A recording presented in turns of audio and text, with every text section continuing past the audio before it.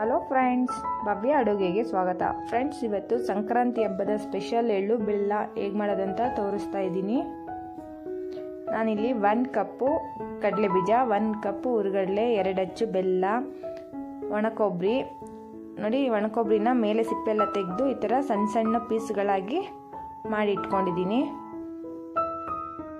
ನೀವು ಹಾಗೆ ಕೂಡ ಹಾಕ್ಕೊಬೋದು ಅಥವಾ ಸಿಪ್ಪೆ ತೆಗೆದು ಈ ಥರ ಮಾಡಿ. ಎಳ್ಳು ಅರ್ಧ ಬಟ್ಲು ತೊಗೊಂಡಿದ್ದೀನಿ.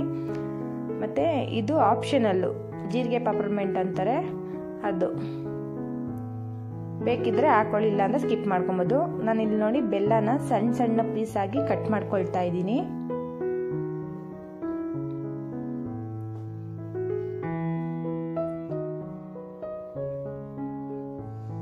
ಆದಷ್ಟು ಚಿಕ್ಕ ಚಿಕ್ಕದಾಗಿ ಕಟ್ ಮಾಡ್ಕೊಳ್ಳಿ ಬೆಲ್ಲನ.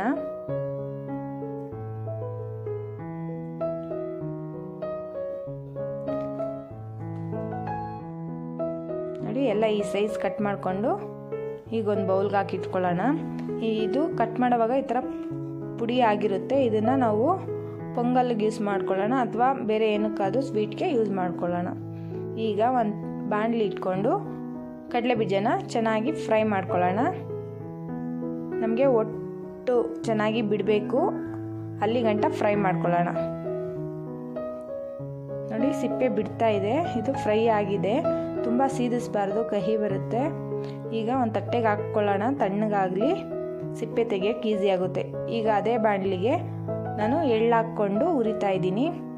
ಎಳ್ಳು ಅಷ್ಟೇ ಮೀಡಿಯಮ್ ಫ್ಲೇಮಲ್ಲೇ ಚೆನ್ನಾಗಿ ಹುರ್ಕೊಳ್ಳೋಣ. ಅದು ಚಟಪಟ ಅಂತ ಬರುತ್ತಲ್ವ, ಆಗ ತೆಕ್ಕೊಳ್ಳೋಣ. ಈಗ ಇದಾಗಿದೆ.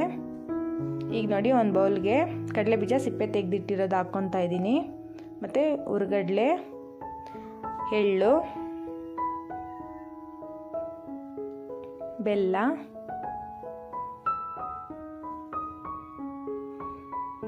ಒಣ ಕೊಬ್ಬರಿ,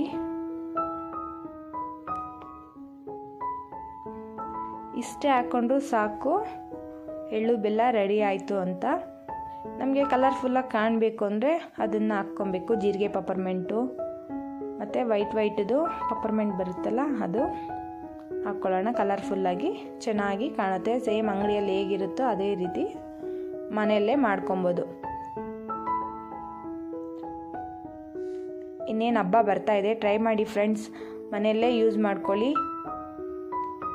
ನನ್ನ ವಿಡಿಯೋ ನೋಡಿದ್ದಕ್ಕಾಗಿ ಧನ್ಯವಾದಗಳು. ಲೈಕ್ ಮಾಡಿ, ಶೇರ್ ಮಾಡಿ, ಸಬ್ಸ್ಕ್ರೈಬ್ ಮಾಡ್ಕೊಳ್ಳಿ ಫ್ರೆಂಡ್ಸ್. ಪ್ಲೀಸ್ ಸಪೋರ್ಟ್ ಮಾಡಿ. ಈಗ ಎಳ್ಳು ಬೆಲ್ಲ ರೆಡಿ ಫ್ರೆಂಡ್ಸ್.